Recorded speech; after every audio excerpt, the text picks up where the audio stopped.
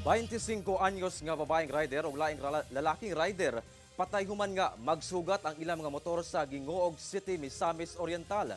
Angkas sa babaeng rider angol sab sa itabo og laing rider sab ang patay ug kritikal ang angkas human mibangga ang ilang motor sa dump truck sa Taguloan, Misamis Oriental. Anya report ni Cyril Chavez.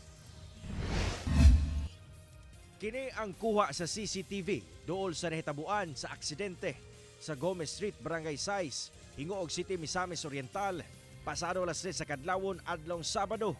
Kita sa video kining motorsiklo nga adunay suga.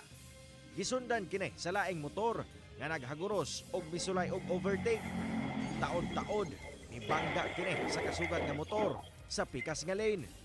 Tungod sa impact, nangatumba ang tulo ka motor human nagkarambola tunga sa dalan. Dead on arrival sa ospital ang 25 anyos nga babaeng rider nga residente sa Purok 2, Barangay 17 sa syudad. Samtang patay sab ang laing rider nga residente sa Barangay Poblasyon sa nasangpit nga syudad. Atong gidrivean atong certain female driver nga kani ang kuan siya sir, kani ni overtake siya atong motorcycle 2. And then mo din to nga pag-overtake niya, dito siya na bangga atong motorcycle 1 pod no, nakatong sa ihang opposite lane pod. Matod sa PNP, samdan og luwas na ang laing rider nga nadamay. Samtang luwas sab ang angkas sa babaeng rider nga usa ka 35 anyos nga usa ka pulis nga nakadestino sa 1st PMFC. Ginasubay pa karon sa PNP kung aduna bay kasong ipasangat batok sa mga nalampigit sa aksidente. Ilabi pa nga patay ang duha ka mga rider. Samtang kasong administratibo sab ang atubangon sa pulis nga angkas human masayran nga on duty kini diyang nahitabo ang aksidente og nisibat lang nga wala na nanghid sa ilang commander.